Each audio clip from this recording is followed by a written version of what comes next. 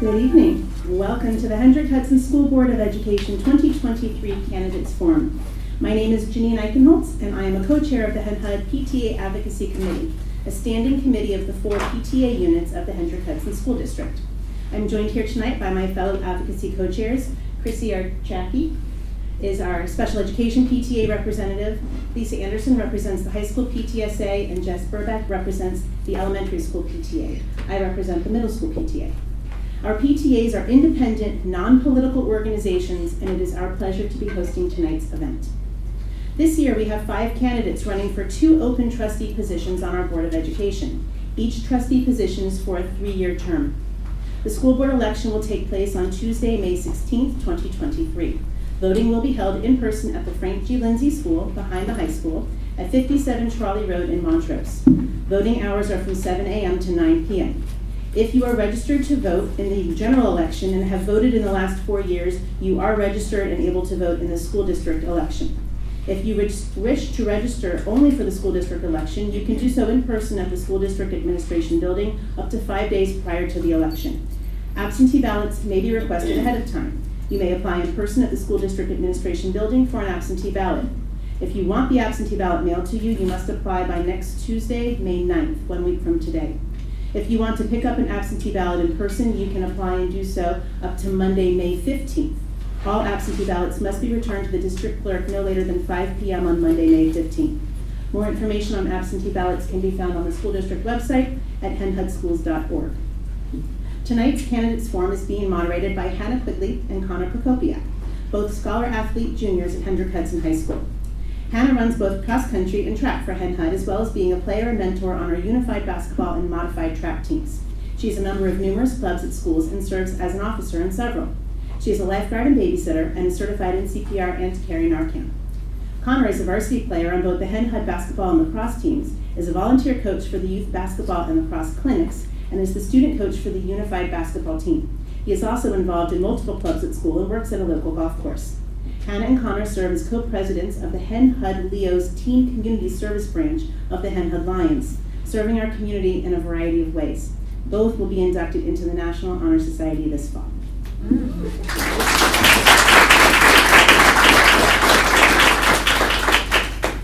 Our use of students as moderators was approved by our acting superintendent and the high school's acting principal, and these students were recommended to us by the advisor for the peer leadership program, of which they are both members. We are excited to be promoting both pillars 1 and 2 of our district strategic plan, student engagement and real-world experiences, by inviting our students to participate in this incredibly important event, and we are proud of each of them and their accomplishments thus far in their HENHUD careers. We thank them very much for giving up their time, especially during EP exam week, to be with us tonight. The Advocacy Committee received 94 questions from 21 individuals. For reference, last year we got 34 questions from 13. Every single question submitted was carefully read, reviewed, and sorted by every single member of the Advocacy Committee. A representative set of questions was compiled to encompass as wide an array of topics as possible during tonight's program, keeping in mind that we need to finish by 9 o'clock. In determining which questions would make the final cut, we did our best to identify those questions that would elicit the most meaningful responses and provide the best information possible so that our community members can decide which candidates will receive their votes. Some questions were combined, and some were revised for clarity and to ensure fairness to all candidates. We did our best to retain the original intention behind each question.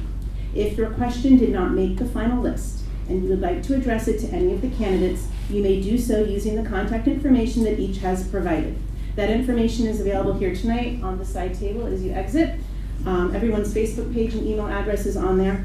We also will share it via our advocacy email and on our advocacy Facebook page, which is HENHUD PTA Advocacy on Facebook. If you prefer that we email you that information directly, then you need to email us so we have your email. Our email address is pta.advocacy@henhudschools.org. As a reminder, no questions will be allowed from the floor tonight. Our forum tonight will follow the guidelines as established by the League of Women Voters. Our moderators will go over those guidelines in just a moment. I will serve as the timekeeper. I will display a countdown clock on an iPad right here in the front row so that both the moderators and the candidates can see it. And when time hits, you have this lovely little stop sign that Google Images provided to us today. We would like to thank the Hen Hud Library for use of this room tonight and for staying open late to accommodate our forum. We also want to thank the Hen Hud School District for providing our AV and technical support tonight, and Greg for being here, and for also allowing us use of the district's YouTube channel for the live stream tonight and the recording. The recording will be shared on the district website. As soon as we have the link available, we will also share it via email and on our Facebook page.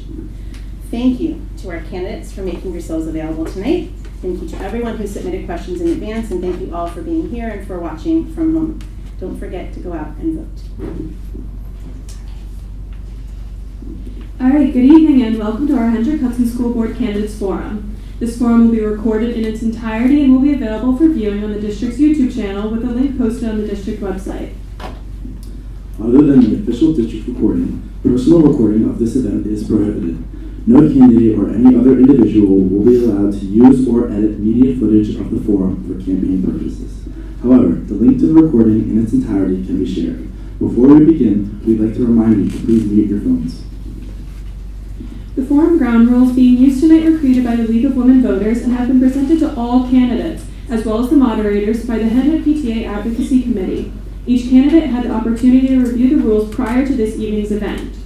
This evening, in the presence of the candidates, the moderators drew the candidates' names randomly to determine the order of speaking. The reverse order will be used for the closing statements. The order of answering questions will be rotated with each new question. Each candidate will have 2 minutes for an opening statement and 1.5 minutes for a closing statement. All candidates will be asked the same question and each will be given 1.5 minutes to respond. If needed, the candidates may request to hear a question again.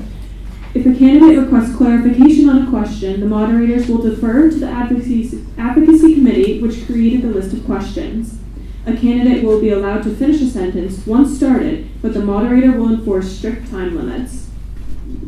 If a candidate does not use all the time allotted for a response, the unused time may not be applied to any other response or question. A visual timer will be employed by the timekeeper so that the moderators and candidates can see the time remaining. The timekeeper will hold up a red card when the time has expired. As a reminder, audience questions were collected in advance and will not be taken during the forum. Candidates will not interrupt one another or the moderator during the forum. The moderator has the authority to pause the proceedings to enforce the ground rules and format. Candidates are not provided with any of the questions in advance. Except for time limits, the only restriction on candidate statements and question and answers is respect and civility. There are 5 candidates running for 2 seats on the school board. In the order of their opening comments, the candidates are Frank, Joanna, Aaliyah, Tamika, and Amelia. We will now begin with the opening statements. As a reminder, each candidate will have 2 minutes for their opening statement.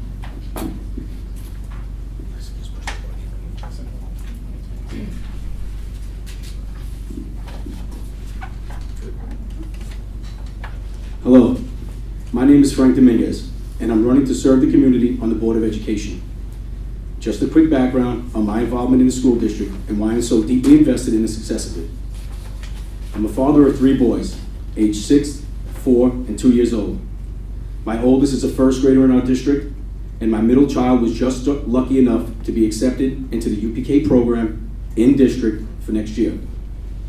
When my wife and I moved here, not only did we fall in love with the area, we fell in love with the schools.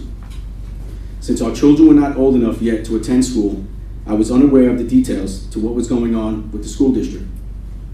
It wasn't until a neighbor alerted me of the potential elementary school realignment that I started to pay attention to the board meetings. Being involved in the labor movement, naturally, I felt an urge to get involved and help where I could, but because of COVID and the former board's protocols, it was very tough to get involved at that time. Over the last 2+ years, I have watched the district become unsettled and divided, and I know now is my time to call to action. I have developed a platform that I feel resembles the community. I believe I can help this community get to a place where we have never been before by achieving academic excellence, embracing and fostering meaningful equity initiatives, making sure the district is being financially responsible, pursuing new and updated safety programs to protect our children and teachers, supporting our sports, music, and arts programs so they continue to flourish and create well-rounded students, and finally, by helping everyone feel a sense of community and giving them a real seat at the table.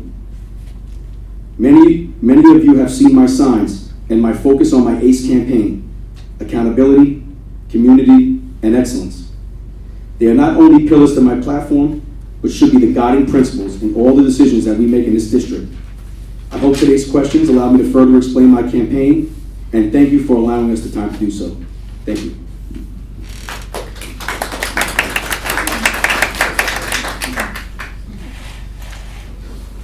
Hi, my name is Joanna Herbalic. I would like to start with thanking the Hen HUD PTA Advocacy Committee, the Hen HUD Public Library, and the district for arranging, hosting, and streaming this event. I would also like to thank the community members who took the time to submit questions and all who are attending here.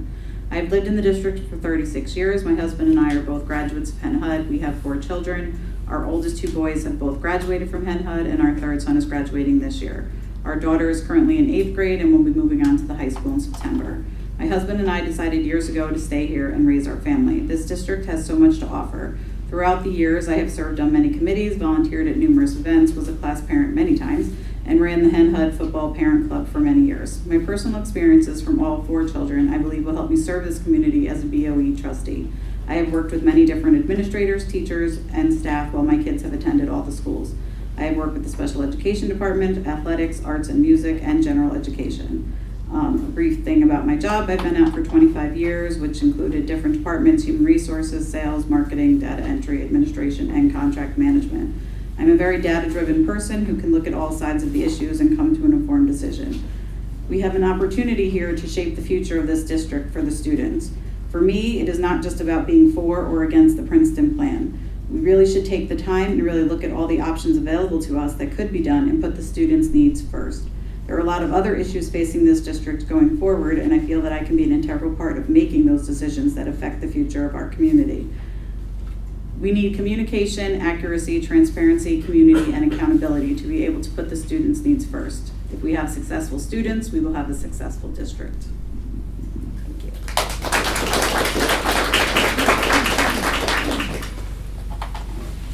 you. My name is Aaliyah Bareilles. I hail from a diverse pocket of New York City, where I was raised in subsidized housing, the granddaughter of first-generation immigrants.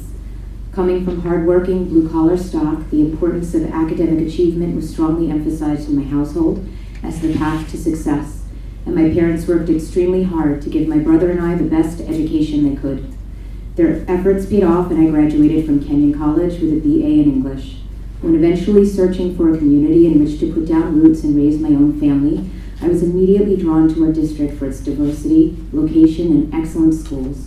But what sold me was our robust offerings.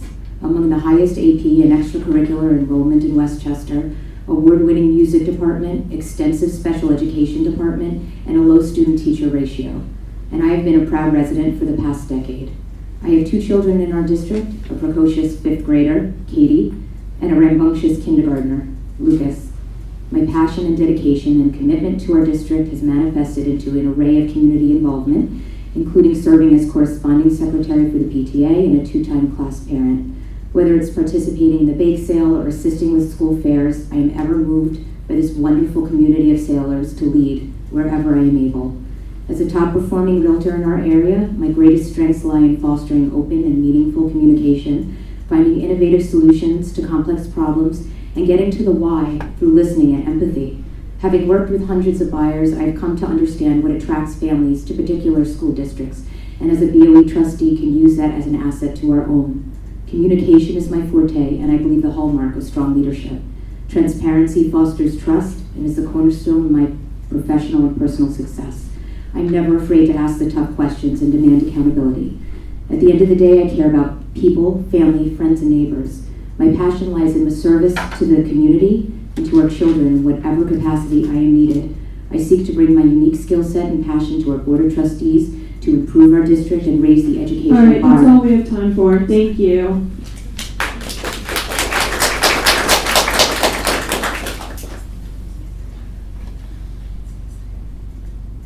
Can you guys just please remember to note the timers? Thank you. I would like to thank the PTA Advocacy Group for hosting this event. Good evening, everyone. As many of you know, I am Tanika Dietrich, and I am very honored and excited to be running for the Board of Education. I moved to Buchanan in 2011 with my husband, and from the moment we unpacked, I knew I was home and wanted to be a part of this beautiful and diverse community. Like any mom, I want the best for my son, and it was a priority to raise him in an environment that allows him to grow and flourish. I loved the sense of community here and felt at home right away, and knew we had found our forever place. My volunteerism comes from a deep sense of community, which has guided me throughout my life. A strong community comes together to support each other and take care of each other. We work together to improve the community, and we can rise as one. Some of my school involvement includes being chair of the recent Scholastic Book Fair at BV, working on the nominating committee for the executive slate, and being an active member of the PTA, volunteering in various capacities throughout the year.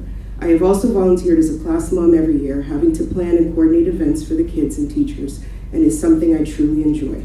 As a professional, I oversee a team, and we work together to accomplish our client's vision. My responsibilities are multifaceted and include managing overall budgets, timelines, working with different entities, and managing vendors, negotiating contracts, project management, and overseeing implementation. Collaboration is essential in my role. Working through the difficult decisions, problem solving, and coming to compromise as a primary day-to-day scope and a strength that is very relevant and valuable for any board member. I believe that our schools are the heart of our community, and they play a vital role in shaping the future of our children. As a board member, I will work tirelessly to ensure that our schools are safe, inclusive, and provide the resources and support that our students need to thrive through their years until the time they are headed into the world. Every child deserves the opportunity to reach their full potential. Thank you.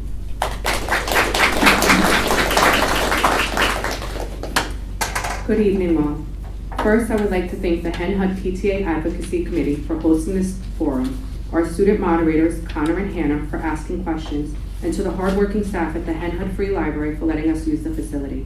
Also, I would like to thank all those who are here in person and those watching virtually for taking the time to get to know more about the candidates. My name is Amelia Silverman. I have lived in the Hendrick-Hudson community for almost a decade, moving here only 2 weeks before having our oldest son. We chose this community as a desirable place to raise our family. We now have 4 children. Our oldest is in 3rd grade at BV, our second is in kindergarten at FGL, and we have 2-year-old twins. I have been an enthusiastic participant in the school community.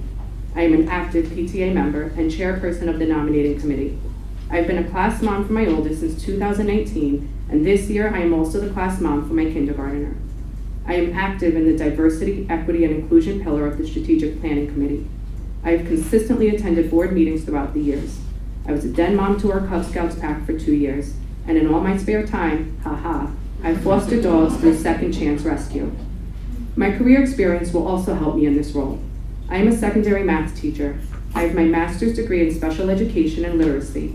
I have been selected for many leadership roles within my job, but rather than list them, I will say this: education is my passion. Making sure we are always meeting students where they are is always at the forefront of my advocacy. I am able to work effectively with students, teachers, administration, and parents to make sure all are valued, heard, and understood. I hope it's clear that I am passionate about giving back to the community. I want all students to feel safe, respected, and welcome. My personal and professional resume are constantly growing. I am passionate about advocating for others and endlessly pursuing equitable education for all. For these reasons, I will be a great candidate for the board.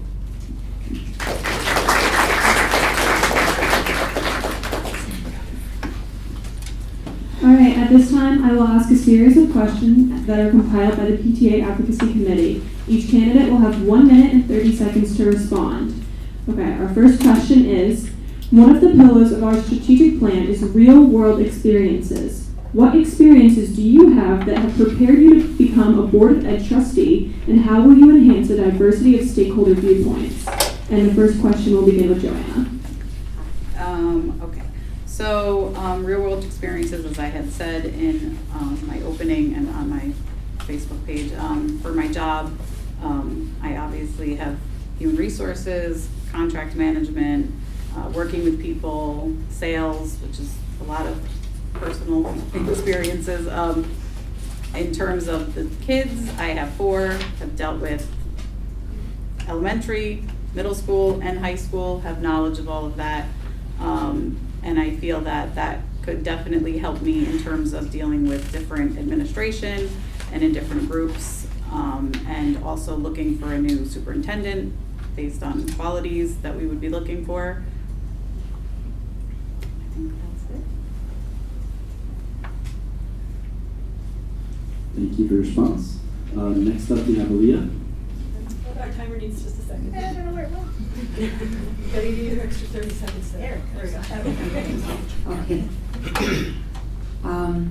I would say that my varied work experience lends itself to my abilities to find outside-the-box solutions to problems. I've worked in real estate most recently, and have for a decade, but prior to that, I've worked in a lot of different fields. I've worked with everyone from construction workers to the CTO of Time Inc.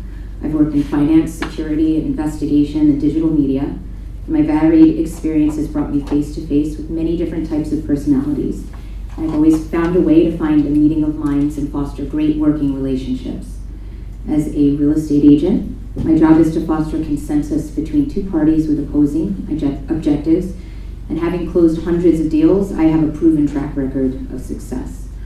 My experience has involved financial data analysis, quality assurance, and I believe those skills are integral to the oversight responsibilities of the board. As a BOE trustee, we are serving at the behest and the pleasure of the district, and as such, we have an obligation to put the needs and interests of the entire community, those that voted for us and those that did not, ahead of our own. In my own line of work, I'm an agent for my clients, and this means I have a fiduciary to serve my clients in a manner that puts their interests above mine. As a trustee, it would be no different. I would be an agent to the community. I've been involved, part of this community for many years, a PTA member, serving as corresponding secretary, etc., and I routinely pinch hit wherever I can, and I would be pleased to bring my dedication here. Thank you for your response. Next up, we have Tamika. In my day-to-day job that I do, collaboration is one of the most important things that I focus on daily, and working with different facets of people in our company. It's also clients that we work with and also vendors. We also negotiate different contracts, go through budgeting, and streamline everything on a daily basis. I think this is integral to just working on the board because I can work with people from all facets of life. People I agree with, people I don't agree with. You know, I can see different areas in which I can learn something from someone, and I think that's important in being a collaborator because you're going to learn things daily. You're going to learn things that you didn't know. But a part of being on the board is just making tough decisions, and you have to analyze the things that are given to you and come up with the best solution that you think works. It might not be the decision that works for everyone, but a part of collaboration is understanding that you learn daily, and sometimes you are not going to get the end result that you're looking for, but you just have to fight for that. So that's what I bring to the board. I am going to fight for what I believe in. I am going to collaborate with everyone, and I'm going to be there to learn. Thank you. Thank you. Next up, we have Amelia. So I have been chosen for many leadership roles before. At work, I am the math department chair. I'm also a framework coach where I coach other teachers and who are first years. I'm on the school leadership team, which consists of administration, teachers, parents. I'm on the master schedule committee, and most recently, I've been part of many interview committees for math teachers, for our special education director, and just last week for the principal of the middle school. I know, for my middle school, not for here, just to clarify. Don't want to start any rumors. I know how to identify people who can be a strong leader for our community.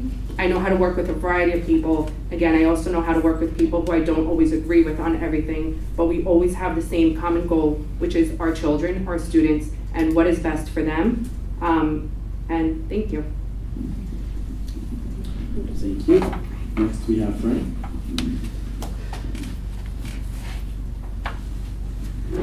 Okay, so my real life experiences. So as a young kid, I was fortunate enough where I was able to work at a bar in the South Bronx. I know that sounds odd, but I think what that did to me was actually help me propel my career that I'm at now, because I was able to meet all different types of people, all different walks of life, all different people in different types of situations and stuff like that. And I think that me having that experience as a young kid actually carried my way to where I'm at right now in my profession. At around 19 years old, I became a utility worker for a large utility in the area. I got involved in doing the electrical trade. One of the things that you learn when you do an electrical trade is your mind's always on safety. The second thing is always think first act second. And I think what we have to do right now as a board is start thinking first and acting second. So I think that that mindset that I have that I can use with my electrical trade, I think will actually complement myself because my brain has been wired like that for the last 19 years. From being a utility worker, I graduated through the union and I became an executive board member. An executive board member is exactly what we're looking to do right now. I served that seat for 5 years for my local union. Basically what an executive board member does inside the union is it holds the president, the vice president, the secretary, treasurer, and all the business agents responsible to make sure that they're doing their obligations to the membership in which they represent. Exactly what I'm trying to do right here for the community right now. I served that seat for 5 years, and then with my peers, then I became a business agent. As a business agent, I served my peers. I know CBAs. I have learned common ground. I'm sorry. Thank you for all your responses. Next question we have is, what do you see as the most important challenges the district will face in the next 3 years? And we will start with Lily. I believe that one of the greatest challenges that we'll face is really raising the bar in terms of academic achievement. You know, we're all focused on the grade banding model, but I believe in short order it will be in the rearview window, a mirror, sorry. And we have to move forward and we have to think about what we want to be as a district, how we want to distinguish ourselves, how we're going to attract families into our district. We have dwindling pilots, we have a cessation fund that's set to expire, and it's really important that we raise the bar because it's going to be financially burdensome and it's going to take a toll on our children if we don't act responsibly now, if we don't streamline finances and stretch our dollar to the greatest benefit of all children in the district. When I moved here, our schools were 7, 8, and 9 on great schools, and now they're currently, the elementary schools, are 3, 3, and 6. Test scores are not everything, but they are a symptom of something larger, and we need to get to the bottom of that and figure out what's going on there. I think we need better oversight and management of budget, of administration, of everything that's going on, soup to nuts. And that's what I intended to bring to the table as a board member. Thank you. I'm sorry, can you guys repeat that question one more time? Yeah, of course. What do you see as the most important challenges the district will face in the next 3 years? Thank you. All right, moving on to the next.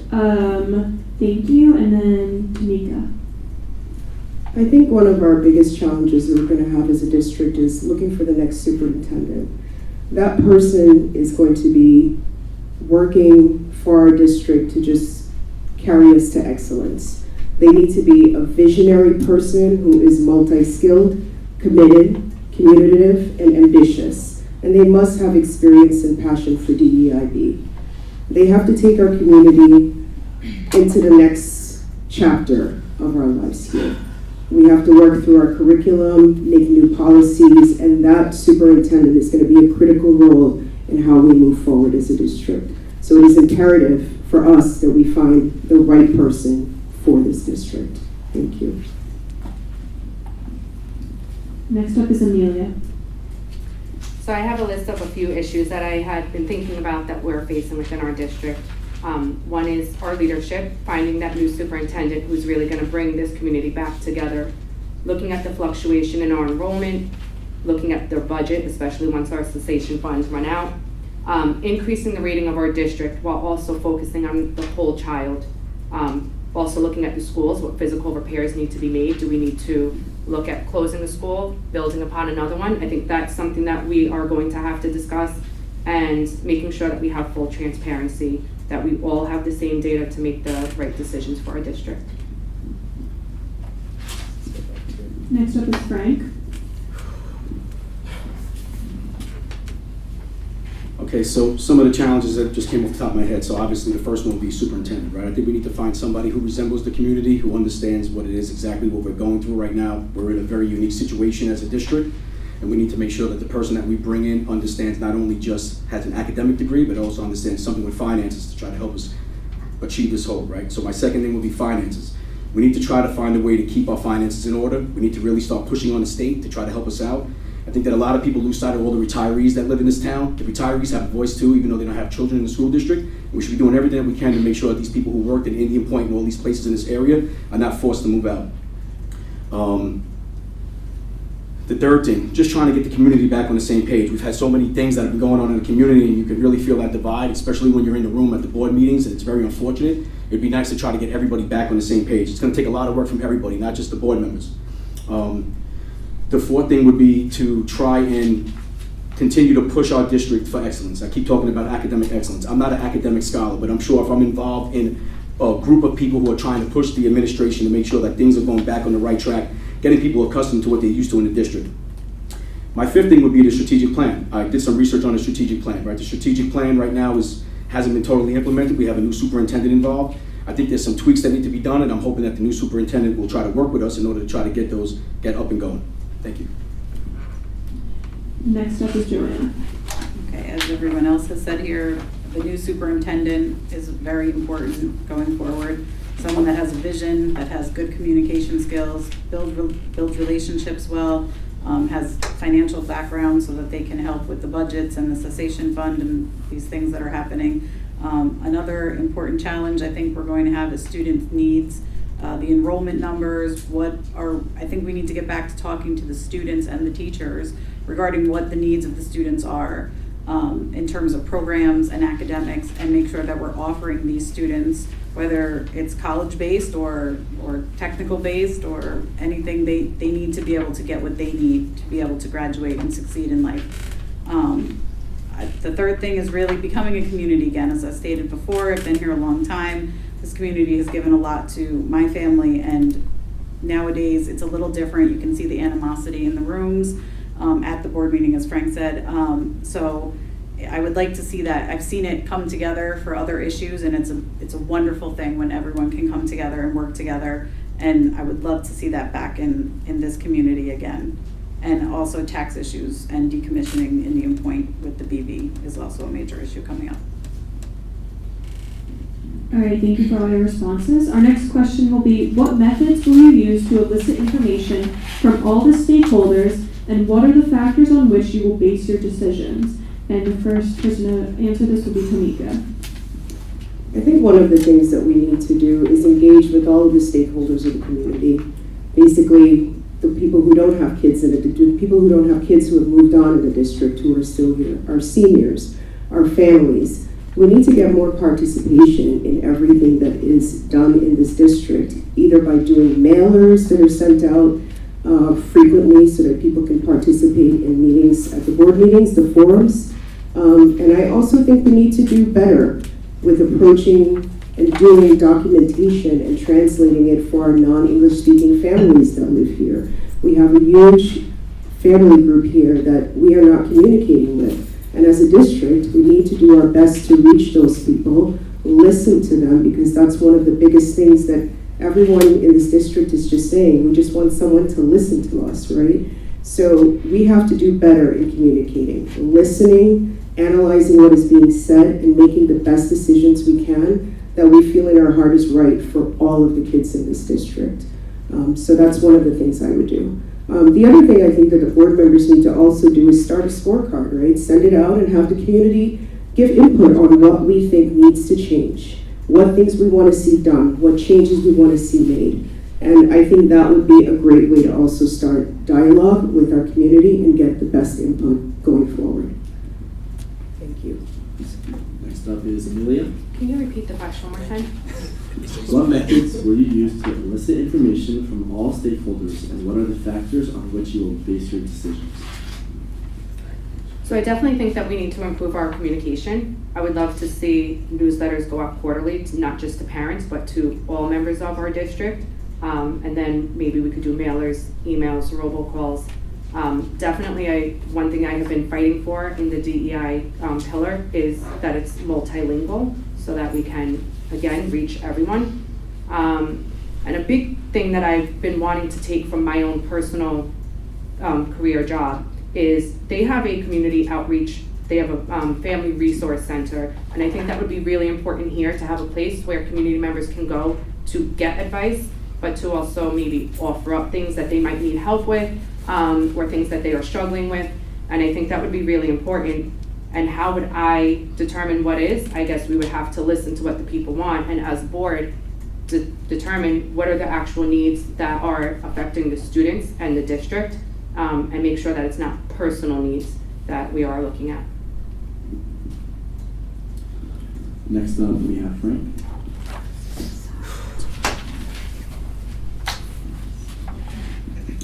Okay, what kind of methods can we use? So I agree. I think we can do a good job at getting mailers out there.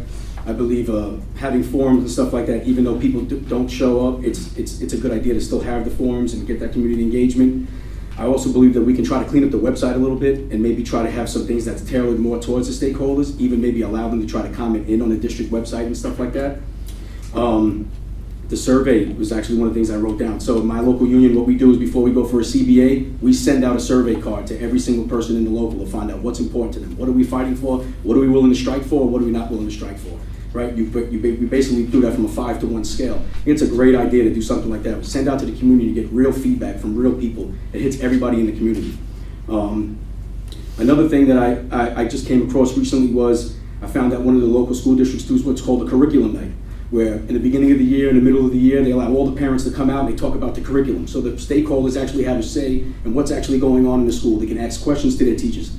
The teachers do a phenomenal job. I will not say they send out schedules, activities, all kinds of stuff, but it gives you more of a one-on-one experience with the actual people who are going to be teaching your children. I think that's a great idea. I think that's something we should implement immediately. Try to get a curriculum night. Maybe you do it twice a year. Allow you to just talk about what do I expect for the next 6 months? How am I supposed to teach this kid this math? I didn't do that when I was a child. Stuff like that. I think that's very important. And then main thing for BOE members, you have to remain biased. You have to take everybody into consideration before you make any decisions. Next up, we have Joanna. Okay, so some methods I would think of is talking to all the stakeholders, maybe attending senior meetings, going to those types of events where they have mostly seniors. Obviously, they're not usually on social media. Social media is obviously also another way. Speaking to students, getting students more involved, I think would be an amazing thing as well to get their perspective. I actually just read an article this morning that there is a student running for a Board of Education trustee spot, which is an interesting thing, I thought. Teachers, administration, seeing what their needs are, making sure that we're hearing everyone's voice. Mailers are also a good idea. Going back to some meet and greets. There was a bunch of those I remember happening, and then I haven't seen any for a while. So I could see getting back to that. Surveys on what people need and what they think, how we're doing, going to PTA meetings, and then the factors to make my decisions would be listening to what everybody has to say and the students' needs, and also being financially responsible to the stakeholders and keeping it within budgets. Next up, we have Aaliyah. I think we definitely need more community engagement. There are best practices for BOE members, and there are obligations from the state. And I think we have to go a little bit above and beyond and really engage the stakeholders in all decisions. Surveys, to Frank's point, I think are important. I think that there needs to be more transparency in terms of decisions that are made. No more decisions in the cover of night. 4-hour board meetings with the meat of the matter being discussed 2 hours in doesn't really lend itself to transparency. And getting accurate data out to the community is extremely important. We're in contentious, divided times, as we pointed out, and it's important that we find general consensus and get all of us on the same page in order to heal and mend the divide. I would love to see more. We came together as a community, and there's a lot of actual great things about Princeton Plan in terms of that. I've met some amazing people. I want to see more of that. I want to see more One Hen HUD. I want to see more community events that bring all of us together. I want to maintain one PTA. I think it's important for the social fabric of our community, and I think it's important to have more belly-to-belly time with everybody. I've seen our fields, and we have the space to do it. We just need the will and the organization. Thank you for your responses. Next question is, in what areas do you think the Hendrick Hudson School District excels, and in what areas can we improve? And we're going to start with Amelia. Well, the main reason why I moved here The main reason why I moved here was I thought we excelled in education. I thought that, again, we had a lot of robust, different programs that are available for students. And was the second part, I'm sorry, what areas to improve in? What areas we can improve in.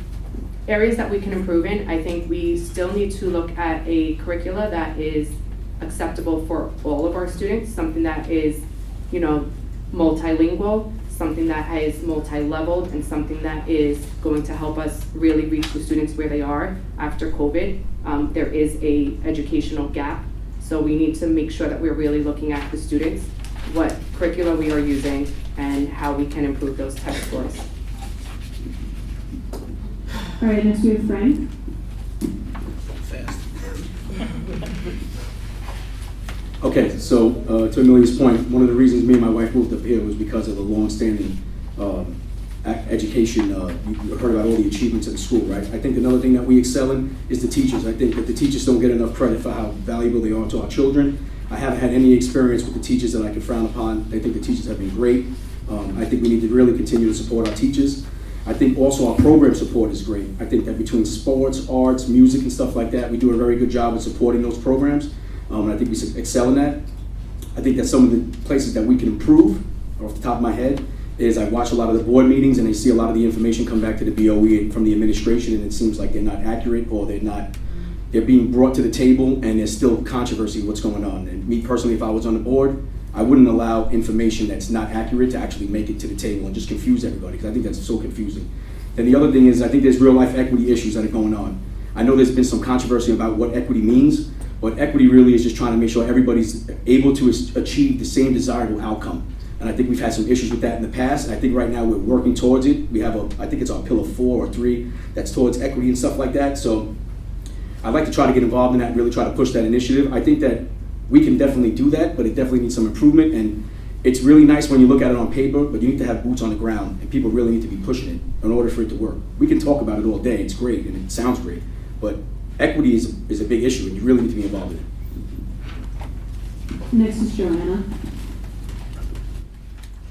Thank you.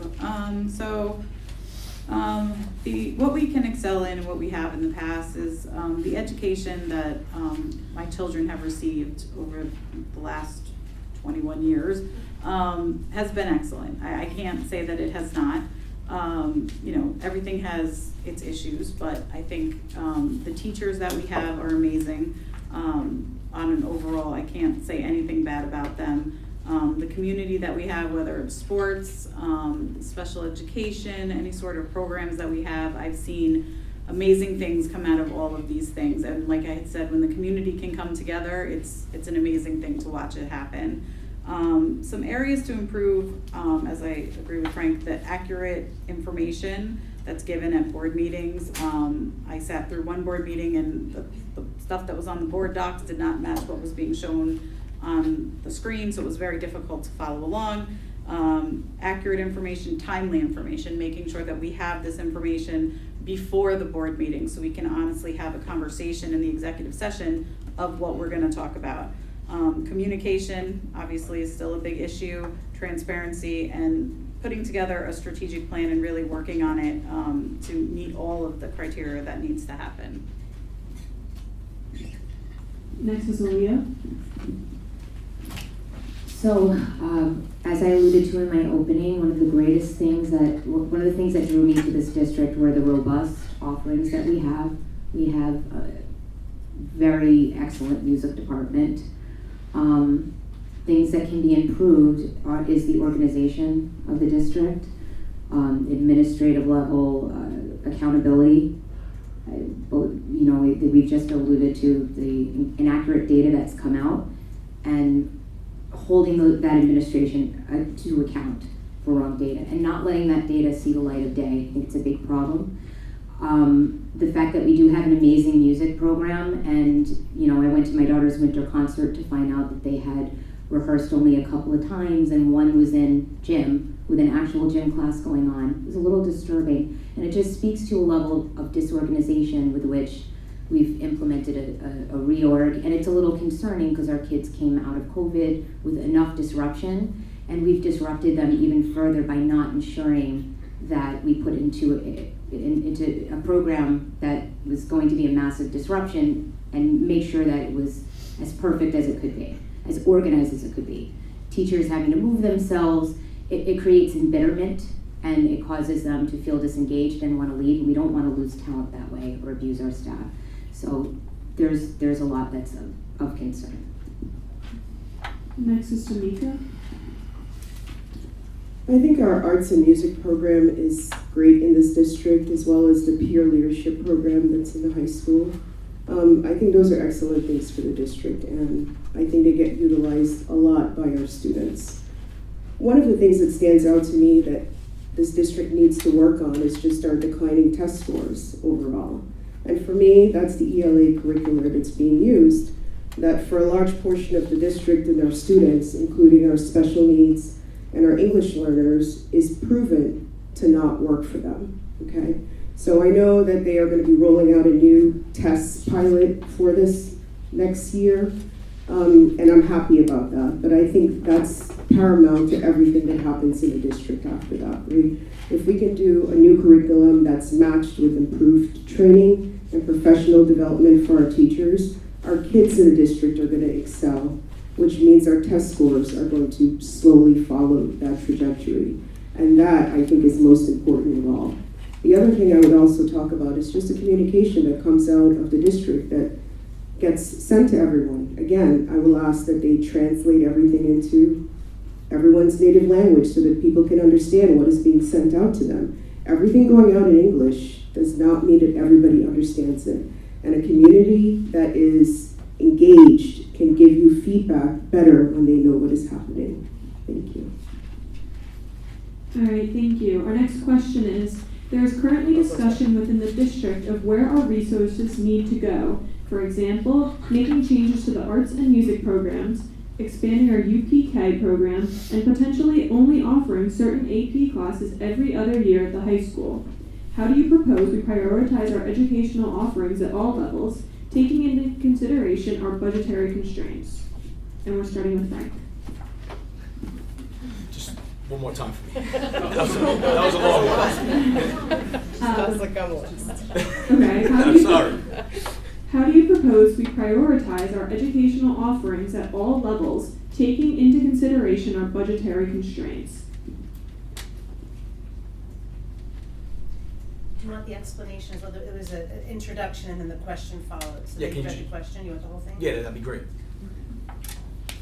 All right, there is currently discussion within the district of where our resources need to go. For example, making changes to the arts and music programs, expanding our UPK program, and potentially only offering certain AP classes every other year at the high school. How do you propose we prioritize our educational offerings at all levels, taking into consideration our budgetary constraints? Okay, so I know that we have a lot of financial stuff that's going on in the district, but I want to make it very clear, I do not support any cuts to programs. I also do not support any cuts to teachers unless it's like a last avenue of means that we have to do that's necessary. I personally like the UPK program. I think the UPK program is actually going to start turning this district around. The earlier that we get the kids involved inside the schools, the earlier that we start teaching them the way, the One Head HUD way and stuff like that, it's actually going to start turning this district around. So I think we should continue to push the UPK program. I think we have a very unique base of people who live in this district, and I think we already do a very good job of utilizing them in certain aspects in order to try to prioritize our needs. Not everybody who pushes agendas are working for the school and stuff like that. I've met so many wonderful people that have actually talked to me since I've started this campaign, who do things on the side, who help out with this and help out with that, and they're doing it for free. So not everything that we do needs to actually, people are gonna get paid. People love being here. It's one of the reasons me and my wife moved here. Like Joanna said, people are through and through. They're townies, they've been here for a long time. They're looking to help the school district. They don't want the school district to go into disarray. So I think we need to utilize people from the area. I think we need to really make sure that our teachers have an input on what we think is best and how to prioritize our resources to try to push forward. And also we need to make sure that our administration is utilizing our resources properly and that they're being held accountable when it's not. Next we have Joanna. Okay, that was a lot of questions. I agree with Frank. The UPK program I think is wonderful. I wish it was around when my kids were little, but it was not. I think it does help them become students of HenHUD, and they're in the buildings and they see everything going on. They see the teachers, they see the staff and security, and so it makes them feel safe, which I think is great. The students, I think we need to utilize our guidance counselors better across the board in all of the different, elementary doesn't have that, but for especially middle school and high school, so you can really see what programs are being used and what AP classes are being used and who's using what, and do we have a class with 2 students in it, and if that's the case, then maybe we need to combine classes. I think there's ways to look at these things differently, but you need all the information in order to figure that out and really look and use the guidance counselors, the teachers, the staff, the admin to really see what is the programs that are being used. Nobody wants to have programs with nobody in them. That doesn't help anyone. You know, the music and art programs are great here. I would not be in favor of doing anything to them. And in terms of teacher layoffs and things like that, I think there's other things we need to look at, like the sign and releases that are going on in the high school that are excessive. And so maybe those teachers can be used for that instead of students wandering the halls. To reiterate, nobody is for teacher cuts. We need a holistic view of our district resources and figure out what is the highest and best use for them within our district. We need to analyze enrollment in our courses. To Joanna's point, if we're seeing a class has a 3-to-1 student-teacher ratio, we might consider why it has such low enrollment and streamlined spending. The problem is that we have a finite amount of money, right? We all wish we had money trees in our backyard, but we have to figure out how to stretch the resources to the maximum benefit of the most students. And we have to perhaps consider courses that are going to attract more students, that are going to be more attractive from a college preparatory and college admission standpoint, let's say, that more children would be interested in enrolling in. You know, again, nobody wants teacher cuts, but we also have to look at enrollment data, and if we see that there's been a decline of 20% in the student body, or 30% in the student body, and there's a 20% increase in staff, every single business undergoes a reorganization. It's a necessary evil and nobody likes it. But when we streamline resources, it's to the benefit of our children, and we're able to offer more in the long run, more that's attractive and beneficial. Next we have Tomita. I think we need to continue to be fiscally responsible in the district by just keeping the programs that we know work for the students. We have to do a self-assessment of all of the programs that are offered to see how kids are using them, if they are being utilized, and the impact that they are having on our community overall. I think as a district, you know, we can look at an overall budget, data that goes with it, but I think we need to do that assessment yearly just to see what our administration is doing, what things we can change, what we can learn, and what changes we could make to make it more impactful. I was actually very glad about the UPK program that started, because I just think, you know, it starts, the earlier we start our kids in educating them, the better off it is for them in the end. Because a lot of kids start kindergarten and they have no start at all. They are starting from scratch that day, right? So UPK is a big difference in there. I am not for teacher cuts. We love our teachers. They are the heart and soul of this district, and they give a tremendous amount to our children.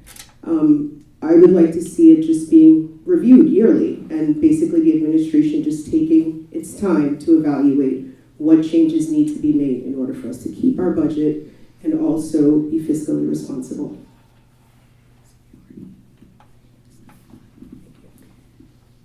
So this is a really big question. So I think the most important thing we have to do is to make sure that our programs mirror what the students want. We need to ask them what they want.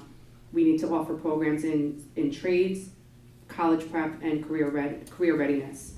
I would love to expand our science, technology, engineering, arts, music, math in both the secondary and the elementary. And I think the UPK program is absolutely amazing. I would not want to cut any of those. I would like to look at the money that's being spent then maybe on administration that's not being fully utilized, and see if then we can work with the town and county to bring in other avenues and revenue for the schools. I do not support any layoffs, because I know when you cut a program, it is nearly impossible and timely to get it back. So I would not be in favor of any cuts. I would be in favor of looking to expand and seeing how we can look at the money that we have and budget accordingly for the student needs and the student wants. Thank you for your responses. The next question we have is, what factors would you consider when examining the need for budgetary cuts? What would your decision-making process include when making such decisions?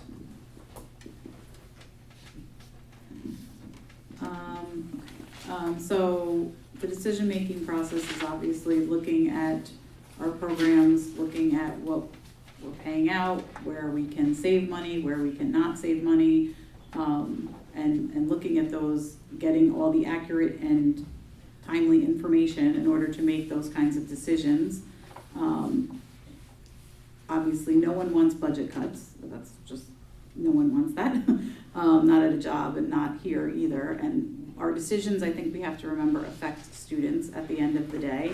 And so cutting programs, I don't think that's an option. We need to look at what the students are utilizing, what they aren't utilizing, and putting them together maybe, or having a merged class so that they still have both.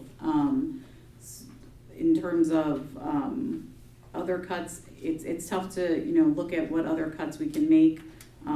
Looking at administration, seeing if we can streamline some processes. Maybe it's somebody's retiring and maybe we don't fulfill that position.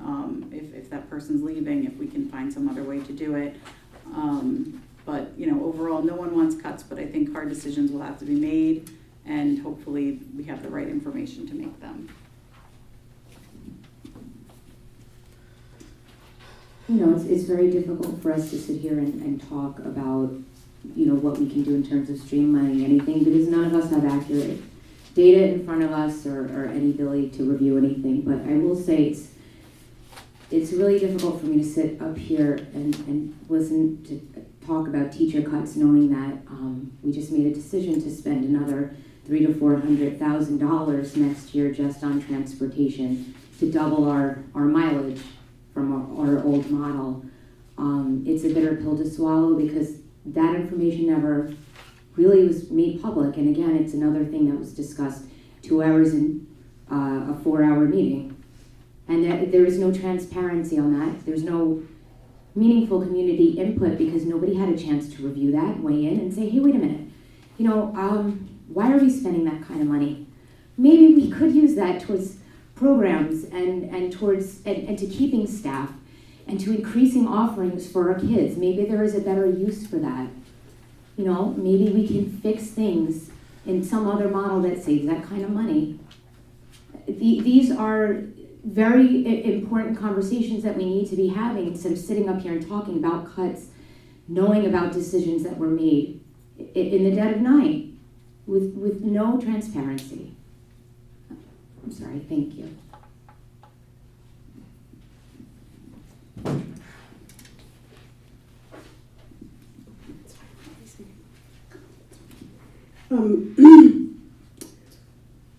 I think nobody wants to talk about cuts, right? But the truth is, with any budget, difficult decisions have to be made. And I think as a part of being a board member, you're going to be faced with a lot of those hard decisions, right? We have a 2% tax cap that we cannot for New York State, so we have to take that into consideration. We have to take into consideration the programs we're offering and what kids are using. And then we have to analyze everything that's given to us. Unfortunately, I feel like, the last couple of budgets that we've received, the numbers are all over the place. So for me, I don't want to say what I want to cut. I need to do a deep dive to actually understand and see all the underlying backup and data that goes with it before I could suggest anything being cut. Because for me, I love to get everything. I like to get input from all of the experienced people that know and have that information. And then I like to analyze it for myself and make the best decision that I think I can make for the district and for our kids. So I am not for cuts, but I'm also fiscally responsible, and I will review everything that's presented to me and make the best decision that I can.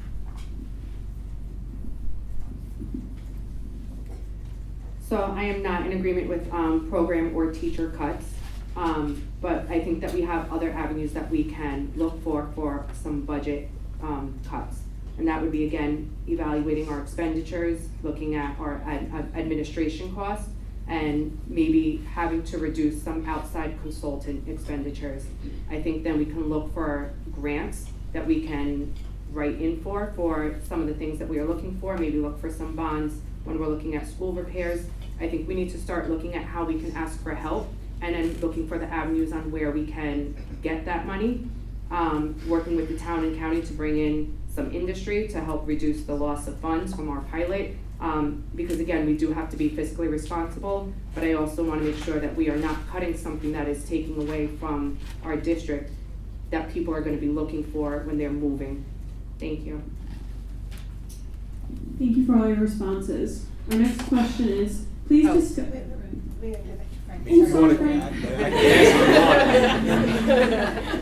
You guys call. Okay. So factors for considering budget cuts, right? Number one thing, obviously, anybody who runs a business or is in charge of anybody knows how are resources being utilized, right? Are they being utilized correctly or are they not being utilized correctly? Then we have to go through a decision-making process. If we do have to do cuts, what cuts are going to be made, what cuts aren't going to be made? I think that before you make any cuts, we need to have some kind of a stakeholder committee to make sure the town and the residents are involved, the parents are involved, the retirees are involved, everybody's involved inside that stakeholder committee. We also need to make sure the teachers are involved. The teachers are in the buildings, they know what's being utilized, what's not being utilized, probably more than anybody on the outside looking in, right? I think also on a high school level, you can probably look at students like them and ask them, what are you guys utilizing? What are you guys not utilizing? What do you think we need? I mean, I wouldn't do that I wouldn't ask a 7-year-old that question, but a 15, 16-year-old kid, you could probably ask that question, right? And I think the other thing is that we definitely need accurate data. We haven't been able to have accurate data, right? We all know we looked at the last year's budget, right? Budget to this year. The budget stayed pretty the same because we got a 53% increase in state aid. We're not going to get that every year. So these conversations are real. They need to take place. I think the thing that bothers me the most is a lot of these conversations should have took place already. I think the board that stepped in, or the last board, they got put in such a rough spot. Indian Point's, we've known that Indian Point's been closed for a little while now, and we're having these discussions now in 2023. So these discussions are real. Again, I don't support any cuts, but I'm a realist.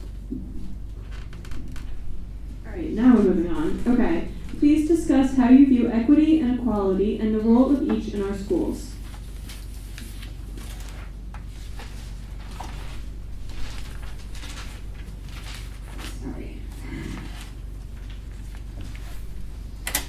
So equity is extremely important. Especially at a time when our school district is as divided as it is, we definitely need initiatives that will genuinely foster those noble tenets of diversity, equity, and inclusion. Having said that, we do have to be careful because we are in a particularly delicate spot right now. We're extremely divided, and we've seen what has happened to our neighbors in Lakeland and Yorktown and Carmel. I don't think that a politically polarizing, activism-driven, ideological, and controversial praxis of a legal philosophy based in the premise that every institution in American life is irrevocably racist, rooted in white supremacy, and must therefore be torn down and destroyed is the most unifying or effective method of fostering unity and inclusivity. We've seen it tear apart other neighboring districts, and I am speaking of what's known as CRT. It's a hot button issue that we can't avoid. I have many friends who work in the space of DEI and education, and I've come to learn that there are other ways to skin a cat that are not divisive in that manner, and not all professionals in this space support that approach. I support parental rights, I support ideological diversity, and the parents' right to teach their kids as they wish. But schools are a place for fostering social cohesion, integration, learning, tolerance, and not activism.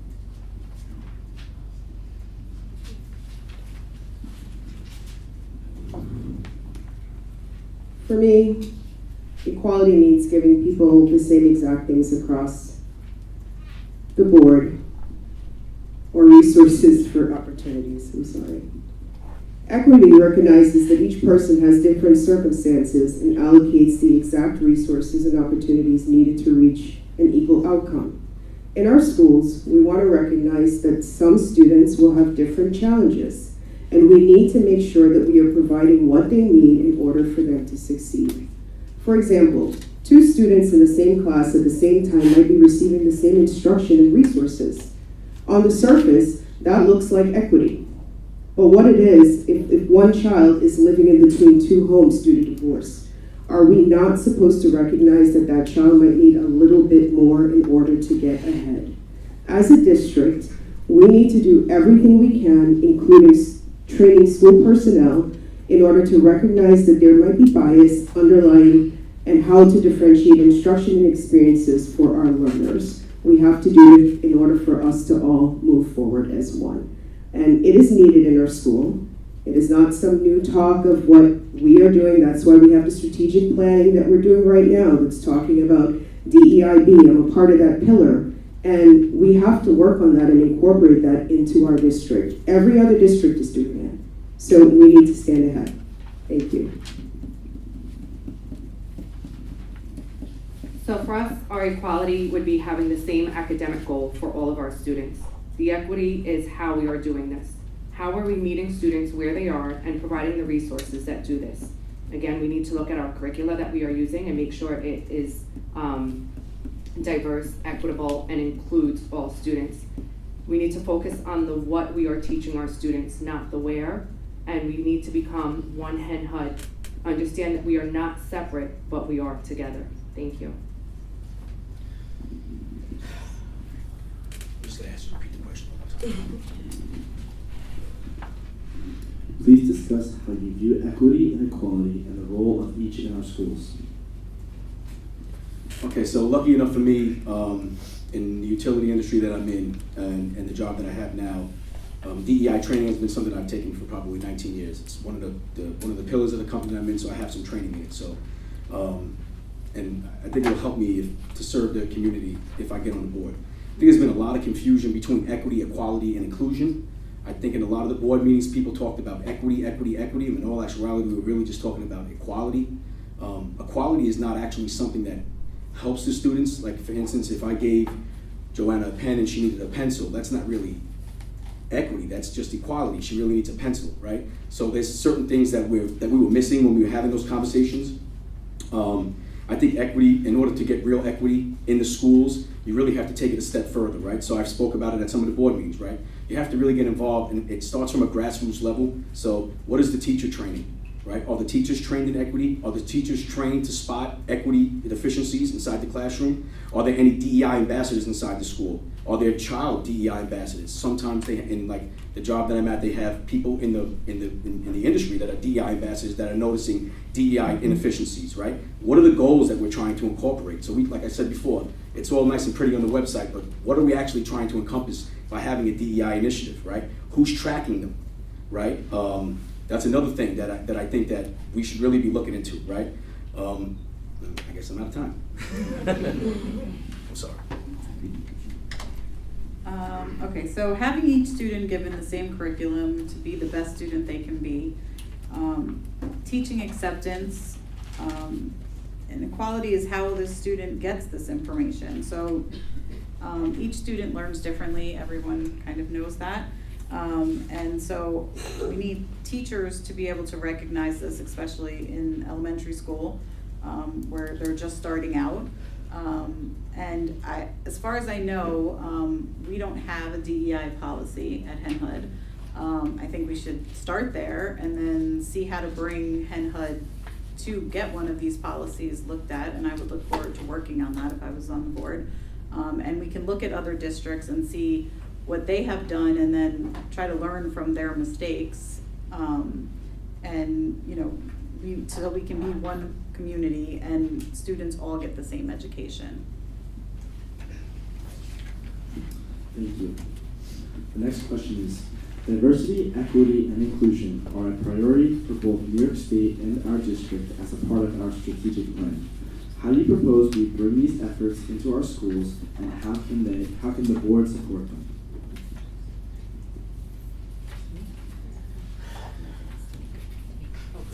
Oh, it's me first? Tanika will start. Oh, I'm sorry, can you just repeat that question? Diversity, equity, and inclusion are a priority for both New York State and our district as part of our strategic plan. How do you propose we bring these efforts into our schools, and how can the board support them? I think one of the ways that we can bring that into our schools is just with the hiring of our new superintendent that we're going to be looking for. That person is going to be creating policy that's going to be implemented into our curriculum, and we need to make sure that that is included all across the board. They are also going to be working with our students and our staff, and we just need to make sure that all of that gets incorporated in there. So the superintendent actually is going to be the visionary person that's going to bring the DEIB into our schools, because the Henhud district is lacking that right now.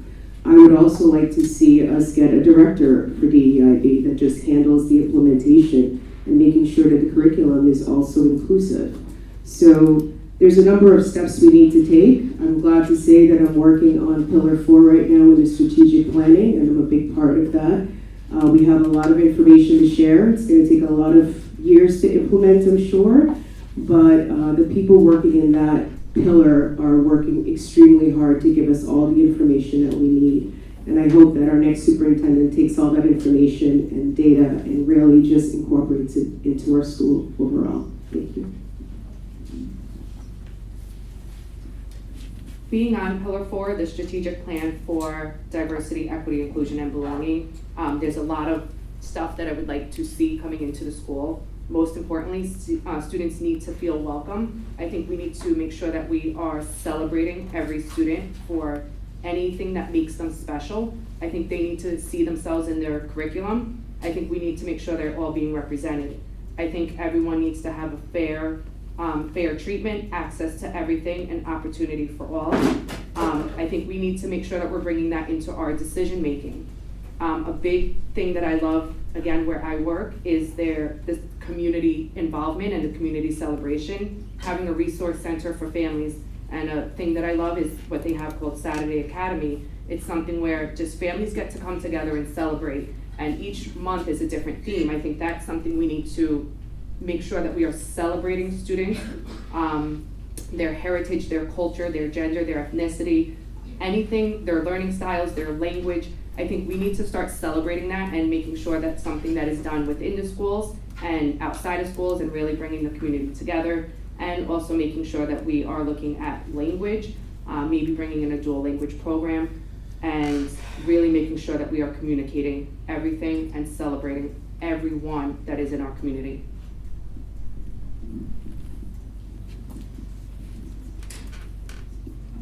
Okay, I think I touched on this a little bit in my last answer, but again, DEI, encompassing DEI inside a school is going to take a lot more than just putting it on paper. It's going to take a lot more than just meeting about it. I've spoken to people who have went to some of these DEI meetings and stuff like that, and they basically say it's like a car stuck in the mud. Everybody has great ideas, but nothing really is coming out of them. For instance, like I've done some research on this stuff just locally, just to see what other areas are doing it, right? So one of the school districts that's close by has cultural responsive teaching. Cultural responsive teaching is actually something that we probably should have been doing in BV all along. Basically what it does is it takes resources that are available and slides them to the children that need it so that everybody can have the same possible outcome. It seemed like the problems that were going on in that school at the time were there was one set of resources, and if you pulled one set of resources to one side, it was lacking on another side, right? The teachers need to be able to have the resources in order to do their job properly. If we're not giving the teachers the resources to do their job properly, there's no way that you can even start with equity. So we talk about that we changed the plan for the elementary school system. Inside that plan, a lot of it has to do with teacher cuts. The more teacher cuts that you have, the less resources that you have for them to do their job properly. So I think that DEI is great. I don't think it needs to get that outrageous where some people look at it and are like, wow, can we handle this? It's something that we can definitely handle. It's not like an insane type of a concept, but it needs to be rolled out correctly because everybody interprets it differently. That's why you need the right people on the committee to start when you first implement it into the school district.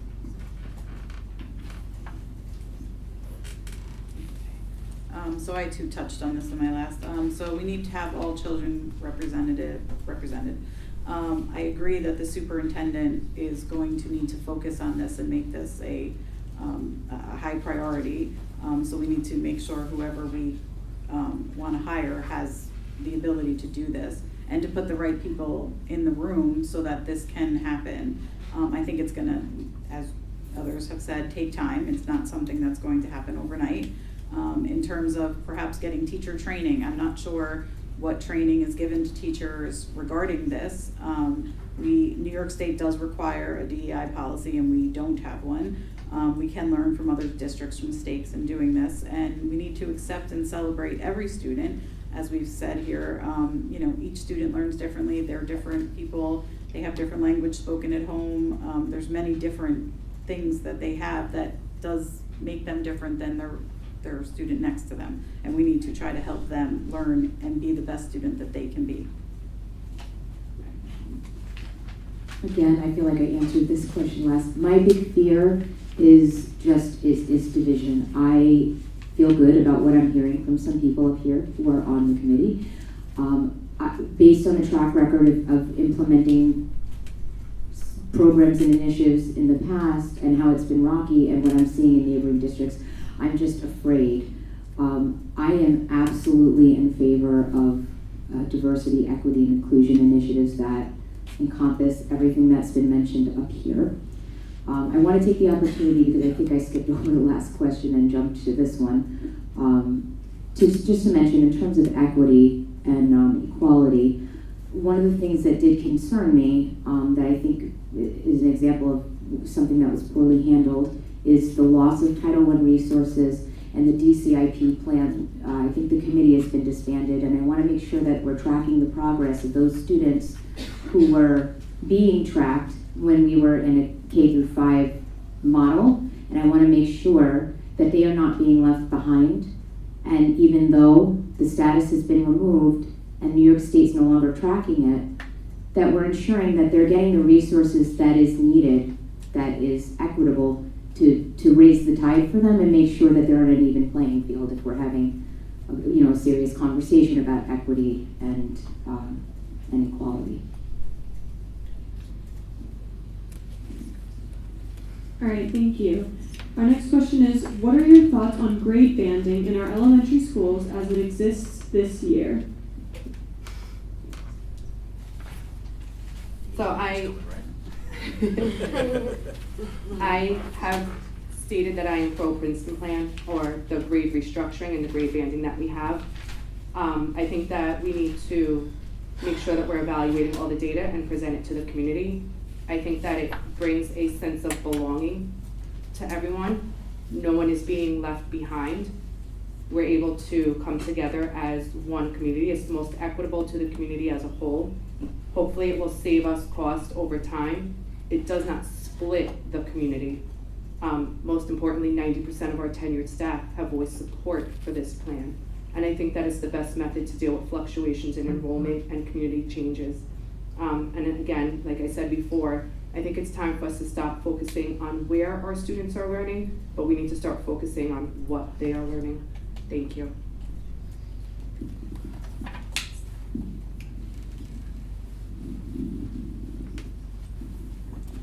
Okay, so grade banding. So I think all the candidates up here have made their personal feelings known publicly about how they feel about the grade banding model that we came into, right? And first I want to start with saying I respect everybody's opinion, and I think that's important in the community, that everybody should respect everybody's opinion on what they think is right and wrong for their family and the community. Secondly, I think as a BOE member, you have to maintain some type of objectivity, and we have to really push to get the data to really figure out on how we really feel about this model, or moving back to another model, or whatever the case may be.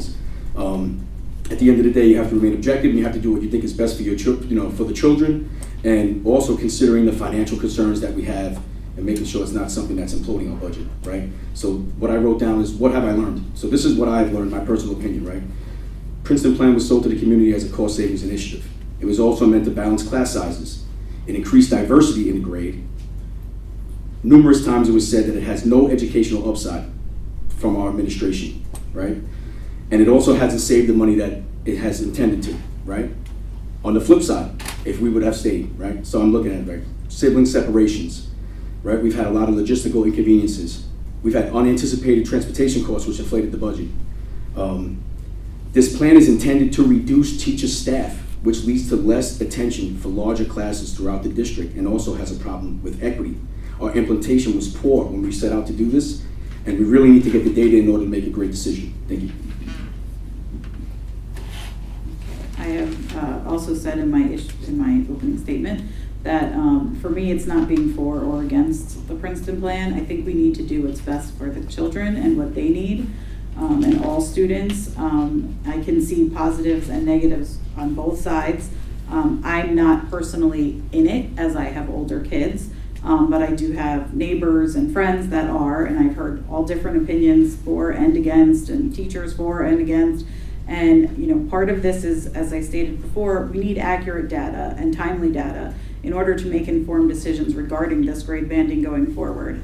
I think at this point, we have the opportunity to shape the future of this district, so we don't have to change things again in 3 to 5 years when enrollment numbers are different, or kids are in different schools and special ed has to move based on different things. So I think we can take this time now to look at looking at maybe moving 5th grade to the middle school. Other districts around us do that. Or moving schools in general, like maybe trying Frank G as the middle school and having a middle school, high school campus, which is a lot of other districts have done that. But again, that's going to require us to have research, accurate information, numbers, and also be financially responsible.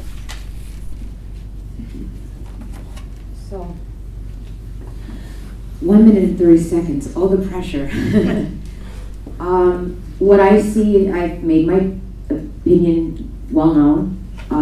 What I see in Princeton plan is that we've increased our transportation costs by 100%. We've increased our carbon footprint by 100%. We've beefed up TAs, I think there's like 28 in Frank G right now, and reduced certified teaching staff. Princeton plan has created inefficiencies that have necessitated extra TAs who used to be able to pinch hit in other, upper grades, and there are different schools now. So beefing up TAs, reducing certified teaching staff is to me akin like hiring a surgeon and getting a nurse. I don't think it's in the children's best interest. Increased transitions are directly associated with a decline in achievement in many studies. And overall, there's pretty much general consensus that it either has a neutral effect or a negative effect.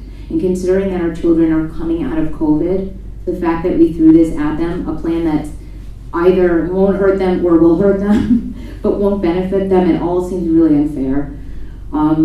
Dr. Lauro came into our district, sort of a second look from a very well-respected superintendent who has said that there are too many transitions in our model, and that we don't have equal sized facilities and we have geographical constraints. So that's all I have time for.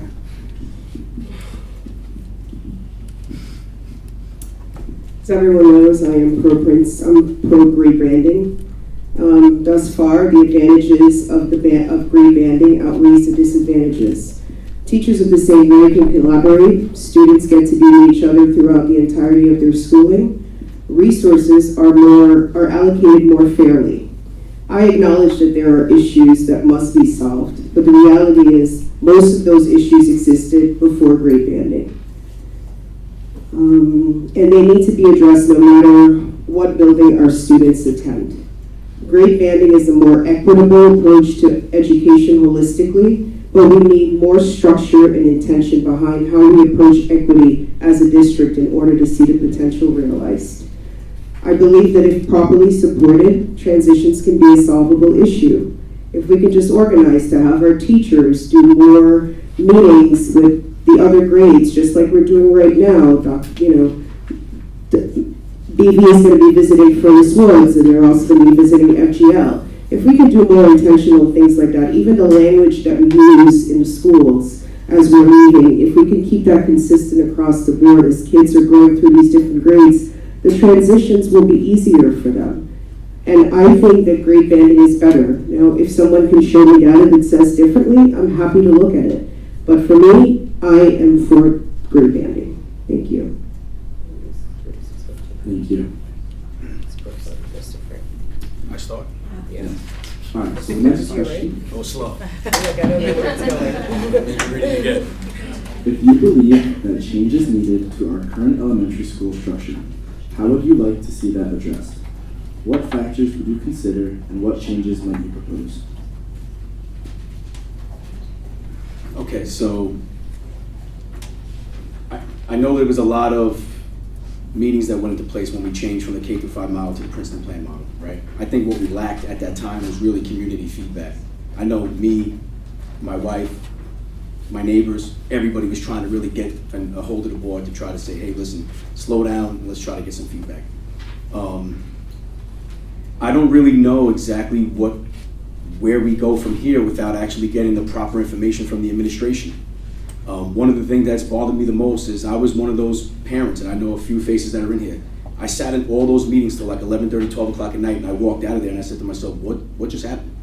You know, the board would come in and say, this is what we're looking for, stuff would go on the screen, and I think even the board was confused what was going on because it was like, why is this not what we asked for last week, or why is this not what we just spoke about, or why does this not match? So to come here and just say, what do you think we should go to right off the bat? I mean, personally, I like the community school model, that's why I moved here. But in order for me to make an informed choice, I would really need all the data.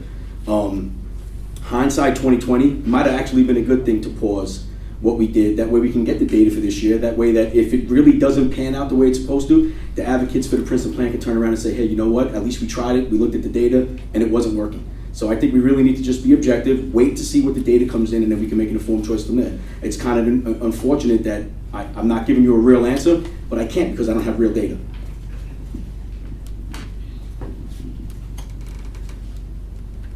Okay, so yeah, accurate information so that informed decisions can be made is top priority. As I stated before, there was numbers that were on board docs that weren't correct on the screen, and it was very confusing. So I couldn't even formulate an opinion based on that because I didn't know what was right and what was wrong. One thing that I would like to look into at least is having a survey for the community to really hear back from them what they want. So we come up with plans, we come up with accurate information and money and what would actually be needed, and then send that out to the community. QR codes, however it has to go out in every language that we need it to, and really let popular opinion decide this rather than just the board members, and really get a sense of what everybody wants. And we also, I think, need to wait for getting data for this whole year. The Princeton Plan obviously has only been in effect since September, so I don't think we have accurate data based on the students, what they've done this year, to really see whether it was good, bad, indifferent, did they improve, did they not? So I think we need all of this information in order to make any sort of informed decision going forward. Yeah, I think what Dave said is absolutely correct. I don't think we have the data that's necessary to figure out what's the best, most economical model. I think that the data that was presented should never have seen the light of day. It was known to be incorrect, incomplete. There were teacher costs, like we knew we needed a music teacher. It wasn't added to two of the models that it should have been added to. There's just so many things. It just goes to the need to really hold accountable those who are not providing accurate data consistently. And yeah, there's no real way to know what's right. I mean, I do think it was appropriate to pause and take a break, because the last thing we want to do is uproot the district and then uproot it again. In hindsight, I think Frank's correct. But at this point, we do need to regroup. I think community input is integral to this. I think that started the division, and I think a general consensus around what the numbers are is extremely important. If I were on the board at that time, I probably would have made a motion to adjourn that agenda item entirely, until we had accurate data, because look at the damage it did. Well, everybody had different numbers floating around. So the answer is, we don't know. I don't think anybody can answer that question, but we hope to pursue answers as a BOE member. That's what I would do.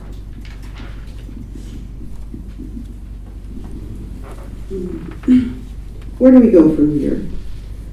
I would just say let's listen to the teachers.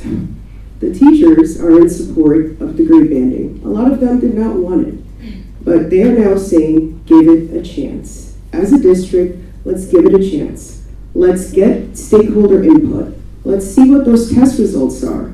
Let's collect all of the data that's needed in order to factor all of the decisions that we would have to make as to where we go next as a district. I don't think uprooting our kids and starting over again is the way, but let's take the time. Let's take the time to review everything, get all of the information from the administration to see what has been done, what impact it's made this year. I mean, we're 7 or 8 months in. I don't know, I'm a little bit lost for time now, but it's been 8 months. I mean, we have to give things time in order to see it through and see what the factors, the benefits, the outlying issues that we have with it before we can solve for that thing. Whatever that thing is, we need to have all of the information. So I say we engage with the community, we get all the data that we need, and review it carefully in order to make a proper decision as to what our next steps are as a district going forward. So the first thing I would need is to see some concrete data, and then it just came to my mind, what data are we looking for? So we need to identify that data that we are actually trying to look at. We need to figure out how we are analyzing it, who is analyzing it, and what we are comparing it to.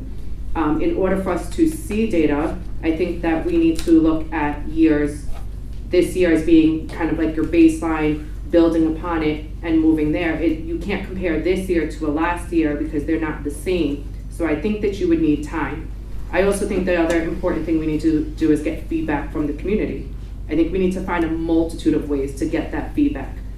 And I don't think it's just having a forum. I don't think it's just having a survey. I think we really need to figure out some new way that we are reaching all the taxpayers in this community, getting feedback from them, talking to the teachers, the students, the parents, everyone that is here in this community paying taxes. And then I think we need to take time. If we are going to make a change, you need time to make a plan. We need to plan everything out, identify the data, like I said, that we are trying to look for, and figure out what are we doing with this. And I also think we need to see what's happening with the community. We don't know what's happening with Indian Point. There's a lot of conversations about BB. We need to see what's happening with everything before we change. And I think you need to look at what we did this year and then grow upon it for more years before we make any changes. All right, thank you. Our next question is going to be, what safeguards do you feel our schools should have in place in order to adequately protect our students and staff? And Joanna will start this. Safeguards, I think the SRO officers, I think, are a good thing for our schools. A question was posed to me about adding more. That is obviously a budget. We would have to look at that. But I do think that they have, especially for my high school students, they have really grown to have a fun relationship with them. And I think that that's important. And they've done many things through the elementary schools. So I think it's good for our children to be able to interact with them. The door locking, there was all these things about not having the doors open in the high school, especially like in the dome and the gym. All of that kind of stuff has been done. I think that's important as well. The fence that went up around the cafeteria as well to keep our children safe. We have someone at the door at the high school. There's, the doors are always locked. I've gone to Blue Mountain several times and you have to ring every bell to get in. So I think all of those things are good, and our top priority should be keeping our children and our staff safe. My greatest concern surrounding security at this time is regarding our littlest ones in K1. Since the move to the grade banding model, they're in a school where not all the kindergarten classes have bathrooms in them. So They spend a considerable time going back and forth to the hall bathrooms with bathroom buddies. My understanding is that the facilities are not sized properly and they have trouble with locking doors. This creates a security risk in terms of the ability to enforce proper lockdown measures within the school.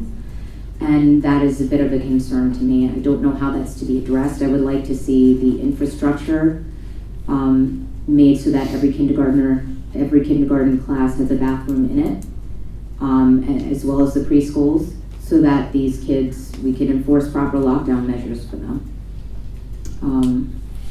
Beyond that, the SRO officers, I think, are an integral part of our community and to our district.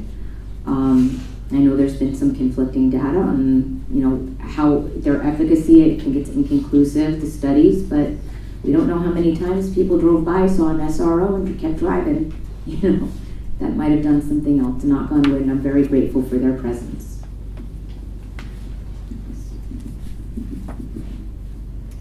I think one of the things we could do to keep students safe is just to have a safe and equitable school that builds effective partnership between the staff and the students.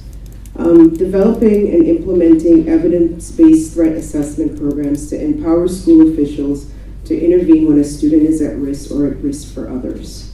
We have to base our decisions on safety for our students on actual research, right? And we have to do the work that is going to help guide us to understand what best practices are that we can implement. But I think for me sitting here, I can't tell you exactly what needs to be done. I would rather have the professionals who have done this, who have assessed this situation, give me that information, and then I can review it and make the best decision I can that I feel will protect our kids in our school. Thank you. At my job, my students know that while I love math, the most important thing is that they feel welcome and safe. And my goal every day is that we go home to our families. And I say this every time that we do one of those practice drills because they see me go into safety mode. I spoke to the SRO that was in my building. I do see SROs as being positive, and I asked her, what is her exact job? And her job is to make the school safe and to give students a positive relationship with police. But I also see it going above and beyond. I see her at times walking down the hall with students who just need someone to talk to. I think we need to evaluate our current safety measures. We need to look at, do we need security guards, our cameras, doors, and our practice drill procedures? I think we need to be preventative and not reactive. So I think we really need to look at our clinician team and making sure that they are working with our teachers to help identify any students who might need additional support. We need to evaluate our security consultant agreements and make sure that we have feasible costs that provides the most safety for our students, because every day our goal, like I said, is for them to come home and feel loved and maybe learn a little math.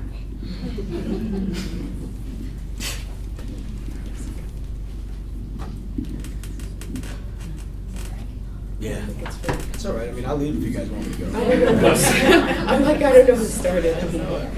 Honestly, out of all the topics, I wish I had more time on this topic. Safety is one of the extremely important thing for me. In my industry, safety's been drilled in our head every day. I walk into every room that I work in, any facility that I work in, and the very first thing that you see is how many days have you been accident-free? And when you walk into a room and you see 0, then you know that one of your coworkers got hurt. And they did not go home the same way they came in that day. And I take that and I bring that to this platform, right? So, and I wish I had more time, but I'm gonna try to go as fast as I can. Currently, I think the SROs are doing a phenomenal job. I wanna make it very clear that I support the SROs, and if there is a need to get more SROs, I think that we can find a little bit of money to make that work, all right? I would never put a price on my children's safety, and I would never put a price on any of your children's safety. I'm sure there's something that we can do to make that work, okay? Also, there's a lot of things that we can do that are free. People keep talking about you're gonna bankrupt the budget in order to get safety for free. For instance, in the industry that I work in, we have just normal things that we do, like a MARS team. A MARS team is basically the semblance of people who volunteer in order to care for everybody else's safety. It may be me who calls the cops. It may be Joanna who's the one who gets the AED. It may be Tamika to be the one who gets a breathing device or something like that. What are those that are in place right now in all the schools? Are we addressing them? Are we looking at all the cameras? Are all our cameras up to date? Are they working? Who has access to the cameras? Who checks the cameras? Who's involved in the safety teams? Do people know that those people are on vacation when they're on a safety team? Stuff like that. All that stuff is free. Okay, sorry. Thank you. One more question. Our district will soon begin a search for our next superintendent. What are the top 3 attributes you would seek in a new superintendent? The top 3, I would have to say, number 1, a proven track record, excellent references. I would seek in a superintendent somebody who has empathy and listens, somebody who has an ability, they don't have to be a, expert in data, but they know how to listen and really defer to those who have that kind of expertise, and are able to collaborate and communicate with the community and with the district central administration, and demand accountability in a way that provides transparency to the whole district. That's pretty much it. I mean, as a BOE trustee, our job is to attract excellence into our district, and I think due diligence is a big part of that.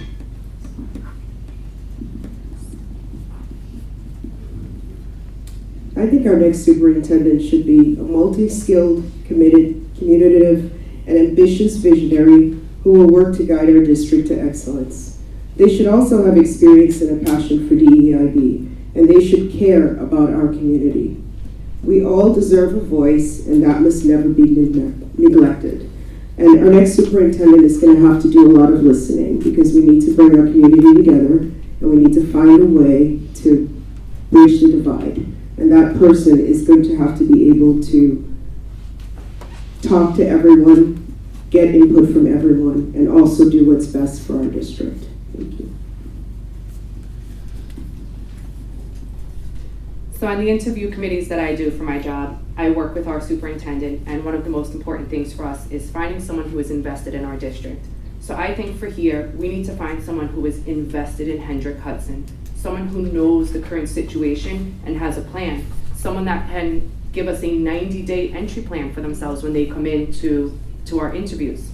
I think it needs to be someone who is experienced, has a strong budget and educational background, is community focused, and is an effective communicator, both to listen and to speak, and can think for themselves and make some suggestions for us that are going to help this community and bring this community back together. So it should be someone who loves Hen Hud.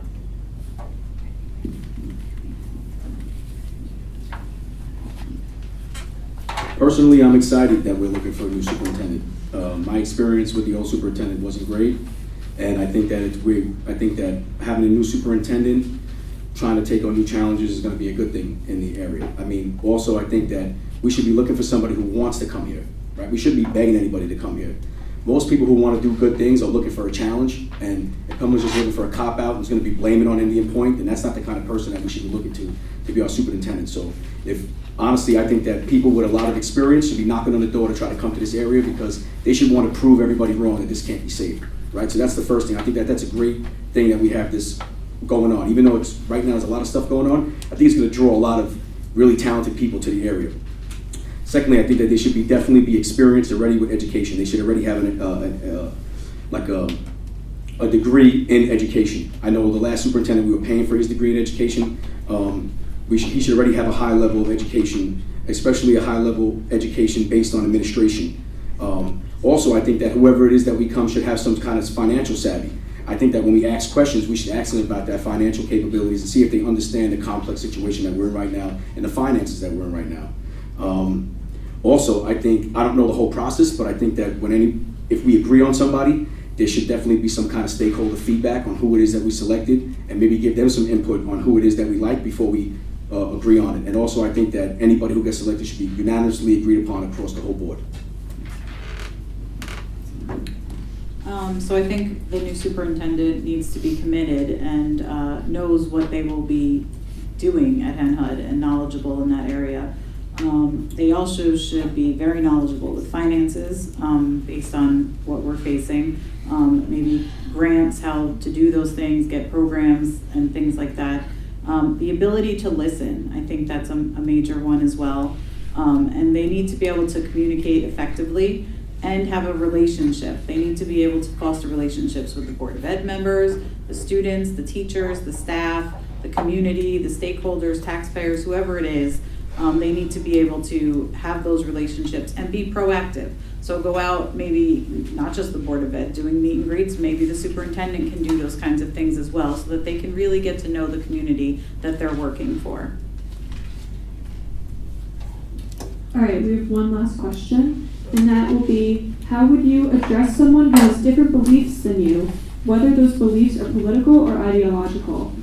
And we're starting with Tamika. I think one of the things in my industry that I use on a daily basis is just listening, right? You have to listen to people, meet them where they are, understand their point of view, listen to what they're telling you, and how passionate they are about it. And a big part about listening and understanding is that you get to still make the decision that you're going to make based on all that information that you've gotten. But you have to listen, right? We don't all have to agree, which is one of the things I love about this district. We don't agree on a lot of things. A lot of people have different opinions, right? But that's a part of a democracy, and that is okay. But what I want most for this district is for us to disagree, but do it in a respectful way where we can all still come together, where we can all still talk as neighbors, where we can still all be friends outside of everything, even though we disagree on the basics of whatever topic we're talking about. Let's try to bring civility back to this district and just get us back to being just one Hen HUD. Can I get a repeat? How would you address someone who has different beliefs than you, whether those beliefs are political or ideological? I live my entire life as being accepting of everyone. I don't have to agree with someone to get along with them. I go through this daily.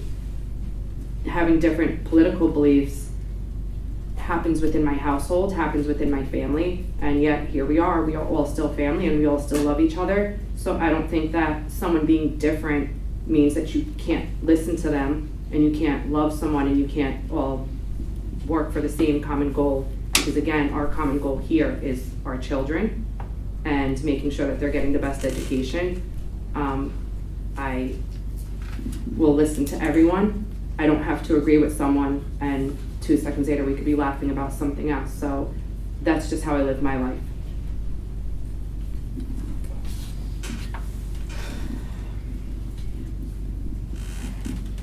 Okay, so how would I address somebody? So it's an odd question for me because I'm born and raised in the Bronx. I've never looked at anybody by race, culture, color, or anything like that. When I moved up here, that was not something that I honestly thought was really an issue, and it wasn't really until I got to the board meetings where I started seeing people who were divided on stuff like that. Luckily for me, I'm one of 9 business agents in my local. I represent about 750 people, all different men, women, you name it, I represent it, right? Every race, religion, creed, whatever it is. I don't look at anybody and judge them by looking at them. I don't know why anybody would. I don't do that. I take people for what they're worth. I respect them on how they respect me. Show me respect, you'll get respect. If you don't respect me, then I'm not gonna, then you're not gonna get respect back from me. A lot of the times with my job, what I'm doing is I'm constantly going up against other people and trying to find common ground. So one of the things that I've really excelled at in my career and has gotten me to where I'm at now is just being able to look at somebody's differences when they're talking to you and just knowing that at the end of the day, in order for me to do my job properly, we have to find something that we can settle on. That's what I do every single day. Try to find something that we can settle on, that we can both walk away with and be happy with. My biggest thing is that, to Tamika's point, there's been a lot of stuff that's been going on of people just trying to be disrespectful. I honestly don't tolerate it. I know people have criticized me for not responding to certain people and stuff like that, but listen, at the end of the day, I'm doing this because I think it's best for my family, I think it's best for the community, I think it's best for the district, and I think that everybody should be going about it respectfully. So I consider myself a pretty approachable person. I don't, as it was said, in our own house, we have different political beliefs, and we all, at the end of the day, are still family. We still have dinners together. We still hang out together. I'm okay with people having different opinions or beliefs and listening to those people, because I feel like I learn from them, actually. There's points of view I don't think about. And so to hear someone else's beliefs and points of views and opinions on matters, it helps me to learn, and maybe it may change my mind. I don't know. It depends what it is. It's okay to disagree, and at the end of the day, be a community. And as we've said up here, it has to be done respectfully, and I think we can get back to one Hen HUD, and that's part of this. I think that we value diversity in this community. It's very obvious, diversity of ethnicity, of gender, of a whole host of immutable characteristics, but tolerance of ideological diversity is just as important. And I came across an interesting study this morning. It's a recent 45,000 participant College Plus survey on respect, tolerance, and open-mindedness on American campuses. 62% of students, that's a majority, said it's at least sometimes acceptable to shout down a speaker. And 1 in 5 students said that using violence to stop campus speech is sometimes acceptable. It's 1 in 5. I mean, we're in such a fragile place, I mean in the nation, but I mean, we're this divided over a great banded model. I'm very nervous. And I think that as a BOE member, tolerance of ideological differences, political differences is crucial. Opening the conversation and welcoming viewpoints that diverge from your own is an important example to set. We need to decide if what our identity is as a district, if we're going to mirror any of the others and fall into the pitfalls that they have. Thank you. We have come to the end of the question and answer part of this forum. Each candidate will now have 1 minute and 30 seconds for a closing statement. We will go in the reverse order from opening statements. So the order will be Amelia, Tamika, Aaliyah, Joanna, and Frankie. Again, thank you, everyone. I hope as we leave here tonight, you have felt my passion for education. I moved to this district for education and a sense of community. My children are growing and thriving here. I want to make sure all children have an educational experience that represents their needs. We must look at the whole child and not just the test score. I will work to create an atmosphere that is safe, welcoming, and respected. I will advocate for all. I will communicate respectfully. I will listen to all. And I will always be the voice for those who are too afraid to speak up. We are moving in the right direction toward being equitable to all. Let's make us truly one Hen HUD. I can be that beacon of hope and help bring us back together. I'm here for the entire community, and if elected, I will lead and represent this district with honesty, integrity, and authenticity. Thank you.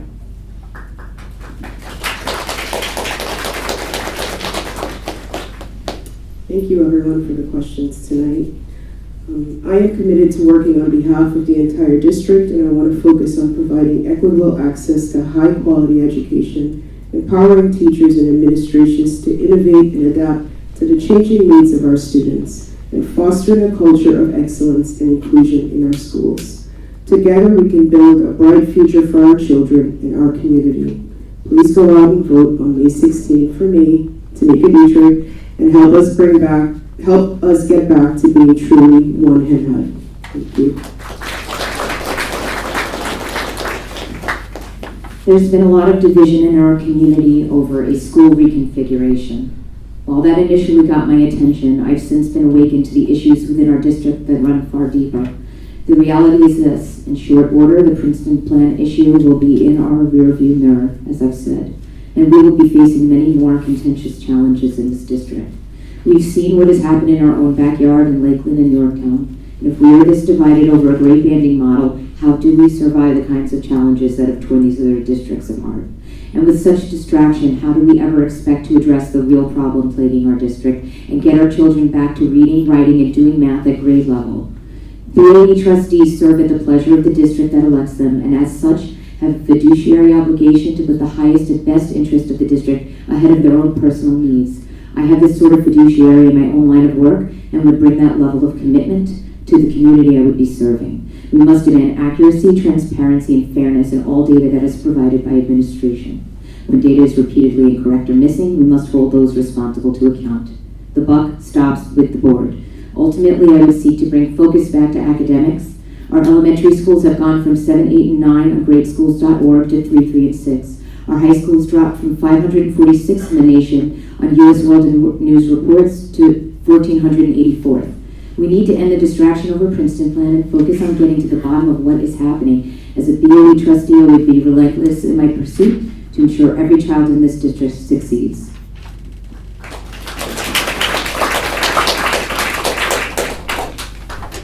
First of all, I'd like to thank the other candidates for their time and effort that they put into this as well. It's never obviously easy to put ourselves out there.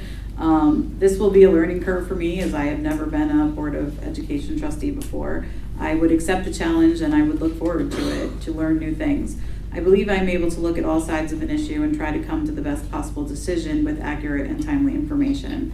If elected, I would accept this responsibility of shaping the future of this district and take it seriously. I would like to be able to represent all of our students, teachers, students, and community members. This community has given so much to my family over the years, and I would love to give something back. Please, if you want to have any discussions with me, feel free to reach out to me. I look forward to hearing people's concerns and thoughts, and please remember to go out and vote on May 16th.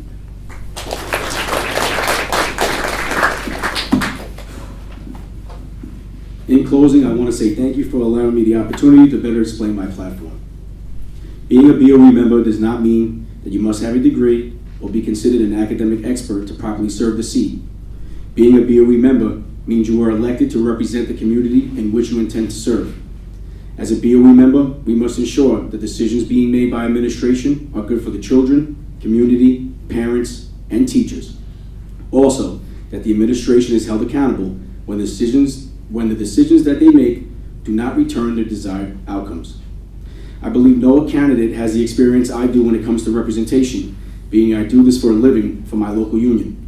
I also feel my campaign connects with residents from all over the district in which I intend to serve. I am a blue-collar, hard-working, dedicated person who intends to put the work in to get our district back to which many have grown accustomed to.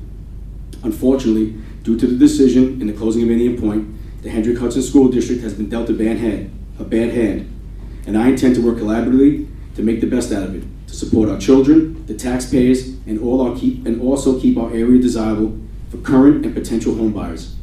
I intend to make sure the community has a real seat at the table, from our retirees living on a fixed income, who much like my union brothers and sisters who worked at Indian Point, intend to stay in this area, to the parent worried about their child's safety at school while they try to provide an honest living for their family.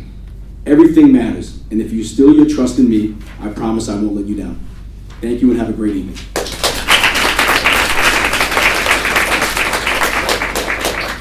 All right, thank you all for coming tonight and thank you for your questions. Please join me in thanking our 5 candidates.